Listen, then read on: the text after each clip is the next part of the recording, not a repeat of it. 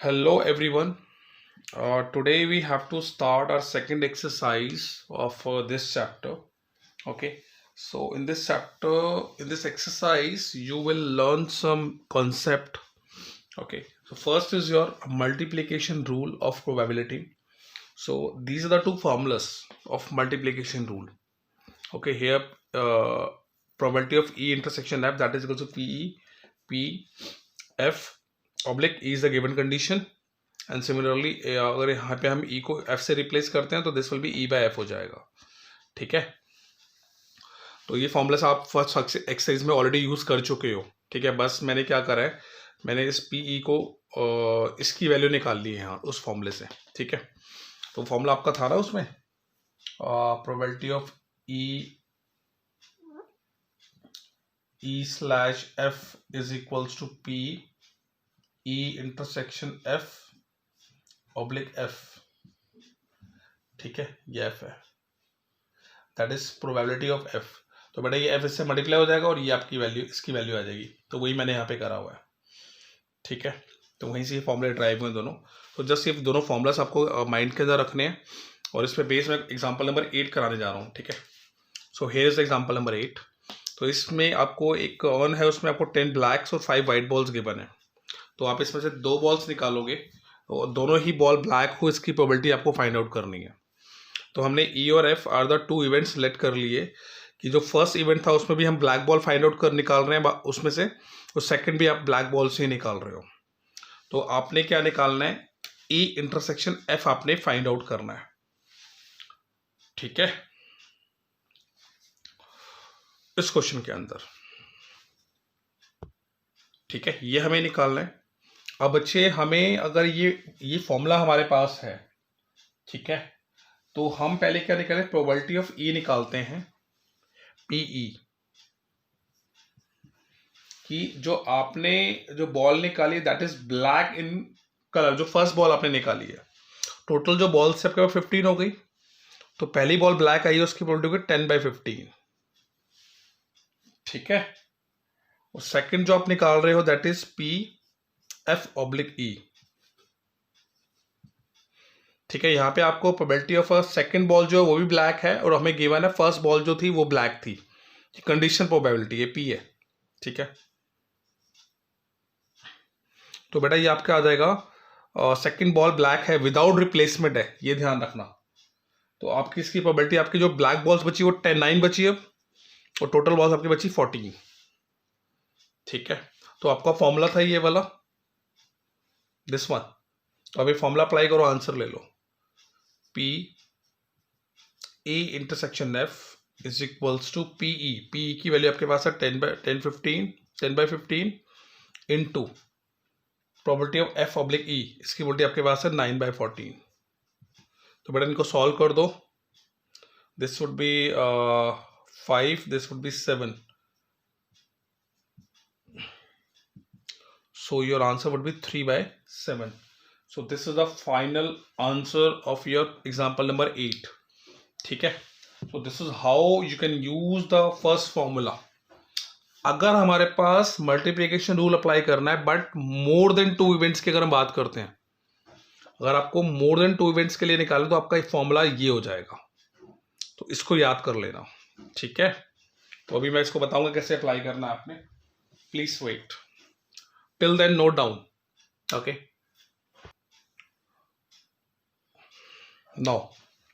Now see children, how can you use this rule? अगर आपका multiplication आपने apply करना है मोर देन 2 इवेंट्स के अंदर, तो ये तो फॉर्मूला था आपका बेटा. तो I will tell you this formula using this example. So यहाँ पे आपके पास एग्जाम्पल नंबर 9 आपकी एनसीईआरटी का ही है. इसमें कह रहा है 3 कार्ड्स हम निकाल रहे हैं from a pack of 52 cards without replacement. ठीक है. हमें प्रोबेबिलिटी निकालनी है. तो फर्स्ट 2 कार्ड्स थे वो आपके किंग थे. वो जो थर्ड कार्ड आपने ड्रॉन करा है बेटा that is your S card. ठीक है. तो मैं क्या कर रहा हूं, मैं ई एफ एंड जी, यहाँ पे 3 इवेंट्स यूज हो रहे हैं ना. तो E F and G are the events that the first card and the second card drawn is king. जो हमने फर्स्ट और सेकंड कार्ड निकाला है वो किंग है, और जो थर्ड कार्ड हमने निकाला है that is your S card. ठीक है. तो ये आपने इवेंट्स को लेट कर लिया. तो आपका पीई क्या आएगा, जो पहला कार्ड हमने निकाला दैट इज किंग, तो किंग टोटल जो होते हैं वो 4 होते हैं, तो 4/52 आ गया, ठीक है, इसकी प्रोबेबिलिटी पी आ गई। ऐसे ही हमने प्रोबेबिलिटी निकाली कि सेकंड जो कार्ड है आपका वो किंग है, बट फर्स्ट कार्ड आपका ऑलरेडी किंग आ चुका है ना, तो इस स्लैश ई का मतलब तो ये वो कंडीशन प्रोबेबिलिटी है कि फर्स्ट जो कार्ड है वो किंग ऑलरेडी आ चुका है, तो सेकंड कार्ड की प्रोबेबिलिटी क्या होगी, वो क्या होगी आपकी 3/11, 3/51। 3 क्यों, क्योंकि 4 में से एक किंग तो ऑलरेडी फर्स्ट कार्ड में आ चुका है, तो उसको हमने विदाउट रिप्लेसमेंट उसको हमने हटा दिया, तो आपके पास किंग 3 बचे और टोटल कार्ड आपके पास 51 बचे, तो आपके पास ये प्रोबेबिलिटी आ गई सेकंड कार्ड की। थर्ड कार्ड की बेटा प्रोबेबिलिटी आएगी जी की, एस कार्ड की। फर्स्ट कार्ड आपका एस है, फर्स्ट और सेकंड कार्ड जो आपने निकाले थे वो आपके किंग थे ऑलरेडी, तो आपका जो एस होते हैं 4 होंगे और टोटल कार्ड जो बचे वो 50 बचे, क्योंकि अब 2 किंग हटा चुके हो उसमें से, टोटल 52 कार्ड्स थे, 2 किंग हट जाएंगे तो 50 बचेगा ना, ये आ गया। तो यूज दिस फॉर्मूला, ठीक है, ये फॉर्मूला हमने अप्लाई कर दिया। आपका पीई की प्रोबेबिलिटी आपके पास है 4/52, एफ ऑब्लिक ई ये हमें गिवन है 3/51, और ये हमने निकाली है 4/50, तो 4/50 सॉल्व करा, मल्टीप्लाई करा, ये सॉल्व करके ये आंसर आ गया, ठीक है। So this is how you can use multiplication rule in probability, okay, so note it down. So it's a very easy concept, ठीक है, थोड़ा सा ध्यान रखना पड़ेगा and you can solve. You can pause the video to note it down. Okay.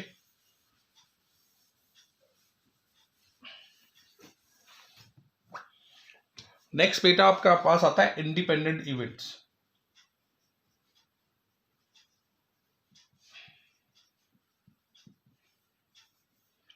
Independent events के लिए ना कंडीशन होती है E intersection F PE into PF। अगर ये कंडीशन फुलफिल हो रही है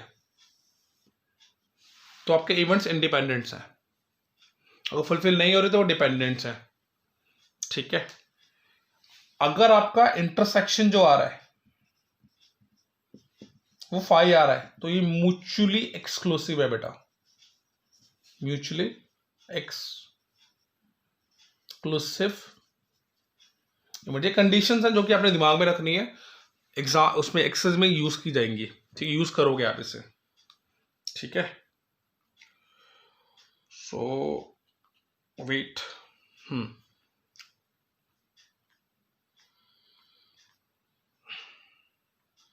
हाँ, जैसे कि आपका एग्जांपल नंबर 10 आपको गिवन है, ठीक है, एनसीईआरटी में।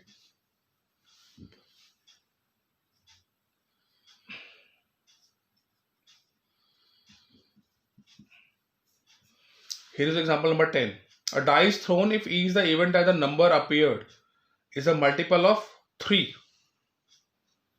तो बेटा अगर मल्टीपल 3 आपका E इवेंट आएगा तो आपका वो आएगा 3 6, यही आएगा। और F जो इवेंट ये कह रहा है, और event at the number appearing is an even number, F आपका आएगा 2 4 6, अगर इवन नंबर की बात होगी तो ये 4 है, ठीक है। E इंटरसेक्शन F निकाल लेते हैं हम, हमें बताना है कि डिपेंडेंट इंडिपेंडेंस है, ठीक है, चेक करना है हमें। ई इंटरसेक्शन एफ निकालते हैं, ई इंटरसेक्शन एफ में क्या कॉमन आ रहा है, 6 कॉमन आ रहा है सिर्फ, तो उसकी वजह से प्रोबेबिलिटी होगी 1/6, क्योंकि टोटल जो सैंपल स्पेस है वो 6 आ सकते हैं डाई को अगर रोल कर रहे हो तो, ठीक है। पीई कितना आ रहा है आपका, 2 इवेंट्स है इसका, 2/6, 1/3। पीएफ क्या आएगा 3/6, दैट इज 1/2। तो आपका जो लेफ्ट हैंड साइड है इस इवेंट की, that is E intersection F, वो बेटा आपका आ रहा है 1/6। आरएचएस में क्या है आपका पीई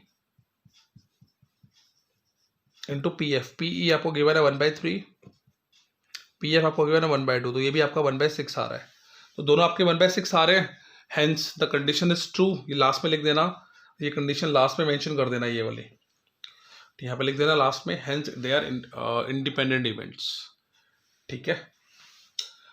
अगर हम ई और एफ में अगर निकालते हैं इंटरसेक्शन, कोई 5 आता है, कुछ कॉमन नहीं आता है, तो वो म्यूचुअली एक्सक्लूसिव है बस, ठीक है। तो ऐसे सारे पार्ट्स करने हैं बेटा इसके, सारे क्वेश्चन करने की जरूरत नहीं है, ठीक है।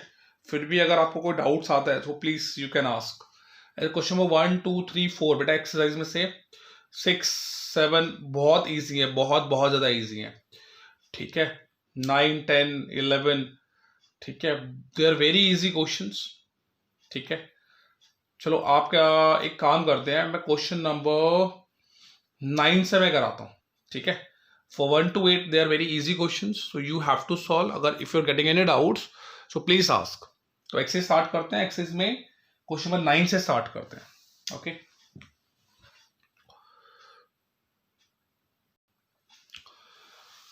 Now see children, I'm going to solve question number 9 of your exercise 13.2, okay. So here PA is given to us, which is 1/4, बचे PB हमें एक प्रोबेबिलिटी B की भी गिवन है 1/2, A इंटरसेक्शन B भी हमें गिवन है, दैट इज 1/8। हमें निकालना है probability of A not and B not, ये हमें फाइंड आउट करना है, ठीक है। तो वेरी इजी। तो आपने इसको कैसे निकालना है, इसका फॉर्मूला जो होता है ना, नॉट का होता है 1 minus P A intersection B, ठीक है। तो आपके पास आपने सॉरी ये होता है इसका फॉर्मूला, तो ये फॉर्मूला आपको पहले तो पता होना चाहिए, ठीक है। ये फॉर्मूला पता होना चाहिए। अब आपने क्या करना है, आपने इसकी वैल्यू निकालनी, ये वैल्यू निकालनी है, यूनियन निकालना है। तो आपके पास एक फॉर्मूला होता है यूनियन निकालने के लिए, A union B of probability that is PA plus PB। Sets में पढ़ा हुआ है आप लोगों ने 11th क्लास में, A इंटरसेक्शन B। ये आपको गिवन है 1/4, ये आपको गिवन है 1/2 और ये आपको गिवन है 1/8, ठीक है। टेक एलसीएम, 2 + 4 - 1 तो बड़ा 6, ये आपको आ जाएगा 5/8, ठीक है। 5/8 आएगा। इसकी वैल्यू ये आपके पास आ गया A यूनियन B, ये वैल्यू आप इस फॉर्मूले में पुट कर दीजिए, आपके पास आंसर आ जाएगा। Not A not B 1 minus 5/8, LCM ले लेना 3/8, आपके पास आंसर आएगा। This is the final answer, ठीक है। So this is how you can solve question number 9 of this exercise. So note it down. Okay children.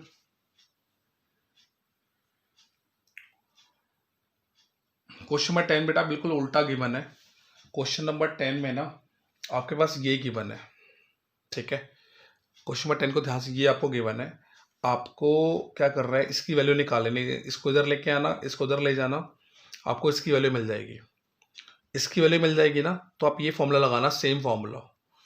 इसकी value आपके पास है, ये आपको गिवन है, ये गिवन है, ये निकल जाएगा आपका, ठीक है। हाँ ये निकल जाएगा, ये निकल जाएगा। तो चेक कर लेना इंडिपेंडेंस है, इंडिपेंडेंस है या नहीं है, ठीक है। वही जो कंडीशन जो होती है हमारी, A intersection B is equal to PA into PB, condition लगा देना इंडिपेंडेंट इवेंट्स की। अगर कंडीशन फुलफिल होती है तो ठीक है, नहीं तो नहीं, ठीक है। तो क्वेश्चन नंबर 10 भी बिल्कुल सेम ऐसा है, समझ आया ना। क्वेश्चन नंबर 10, क्वेश्चन नंबर 10 में क्या करना है, आपको ये गिवन है क्वेश्चन नंबर 10 में, अब इसकी वैल्यू डालना, आपको ये मिल जाएगा इस फॉर्मूले के अंदर, ये मिल जाएगा। तो इस जैसे ये फॉर्मूला आपके पास, यही सेम फॉर्मूला आपने यूज करना है। अब आपके पास क्वेश्चन नंबर 10 में ये गिवन है, ये गिवन है, ये गिवन है, आपको ये निकालना है, तो ये निकाल लेना। ये आ गया, PA PB दोनों पता है, तो इंडिपेंडेंट इवेंट्स की कंडीशन लगा देना, खत्म क्वेश्चन, ठीक है। क्वेश्चन नंबर 11 के मैं पार्ट्स कर देता हूं, ठीक है।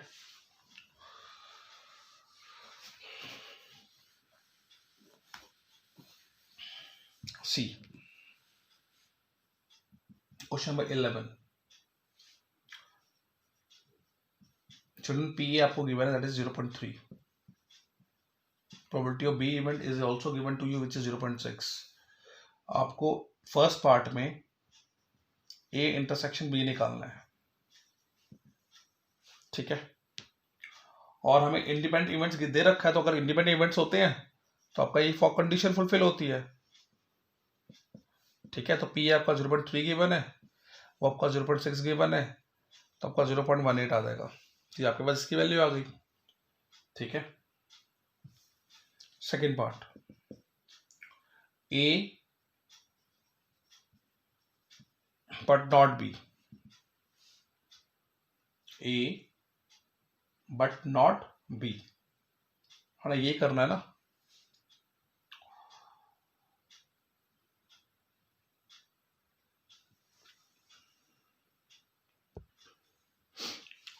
सी चिल्ड्रन, अब आपको ए एंड नॉट बी की निकालनी है, तो ये फॉर्मूला हो जाएगा इसका, पी आपको गिवन है, पी नॉट बी का कैसे निकालोगे, 1 माइनस कर देना, जो भी बी की प्रोबेबिलिटी उसको 1 से माइनस कर दोगे, नॉट बी निकल जाएगा, ये आ गया, दोनों को मल्टीप्लाई कर देना बेटा, ये आपके पास आंसर आ जाएगा सेकंड पार्ट के लिए।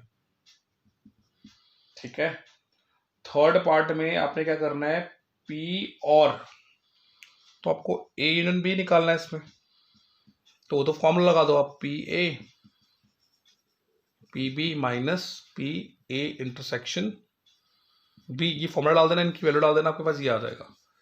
ठीक है, पी आपको गिवन है 0.3, 0.6 माइनस इंटरसेक्शन आपको गिवन है 0.18। ठीक है, तो ये आपके पास आएगा 0.90 माइनस 0.18, कर दो सब्ट्रैक्ट 2, ये आपके पास आ जाएगा, ये आ गया बेटा आपके पास थर्ड पार्ट का आंसर। ऐसे ही इसका फोर्थ पार्ट में क्या करना है आपने, फोर्थ पार्ट में ये कह रहा है नाइदर ए नॉर बी, ना तो ए हो ना ही बी हो। ठीक है,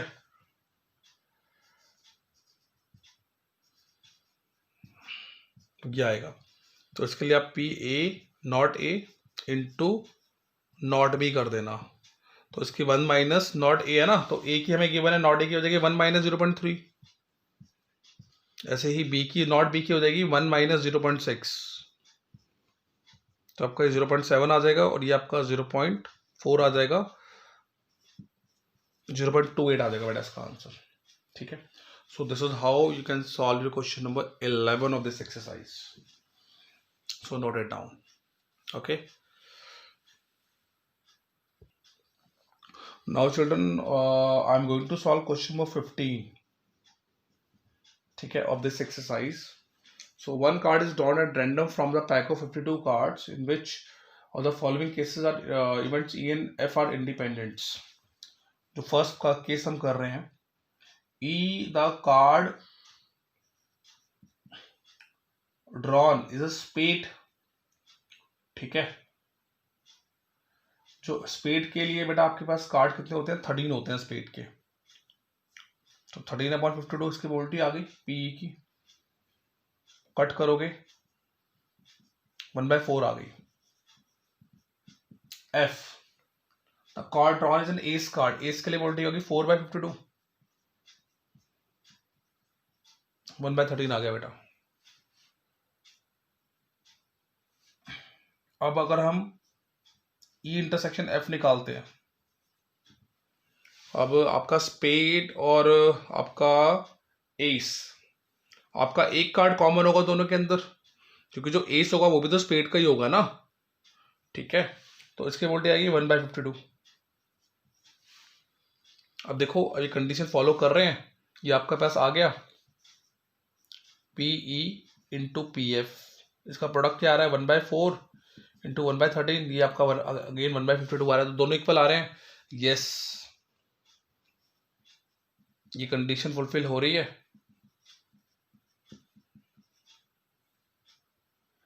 e probability of e event and probability of f, ये कंडीशन फुलफिल हो रही है, तो they are independent events. Yes, they are independent events, ऐसे लिख देना। ऐसे ही इसके सारे पार्ट्स करने हैं। ठीक है, सेकेंड पार्ट भी मैं करा देता हूं। E the card drawn is black, black card कितने होते हैं बेटा, टोटल जो ब्लैक कार्ड 26 होते हैं, 26/52, यानी आपके पास वोल्टी आ गई 1/2। ऐसे ही probability of f, the card drawn is king, king आपके पास 4 होते हैं, कट करा 1/13 आ गया। पी ई इंटरसेक्शन एफ निकाला, और किंग आपके कितने, दो होंगे ना ब्लैक कलर में, तो दो कार्ड्स कॉमन होंगे ई और एफ के अंदर।